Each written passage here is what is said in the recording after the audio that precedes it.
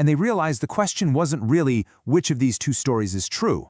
The real question was, did the prosecution prove any story at all, beyond a reasonable doubt? And that single question is what led them to their final decision. And this really gets to the heart of the problem for the court, right? The first story is a pretty straightforward assault. The second one, though, it's this complex, multi-day crime with abduction, robbery, and rape. The prosecution is basically saying, forget that first story. This is what happened. And the judges are left trying to figure out if either of these stories is even believable. And that's the big question, isn't it? It's the challenge for any court. When your main witness's story changes this much, you can't just take their word for it.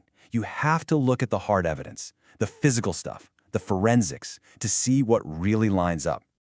And the first big problem for the victim's new story came from a very unlikely source, the doctor who examined her.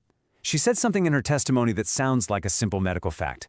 But believe me, in the context of this case, it was an absolute bombshell. So here's why that little quote was so huge. Remember, the victim's news story says she was raped on the evening of September 4th. Her medical exam happened the very next morning, September 5th. But the doctor's report from that exam says her hymen was ruptured, healed. A wound like that can't heal in just a few hours. It's medically impossible. So right there, you have physical evidence that just completely contradicts the new timeline of the rape.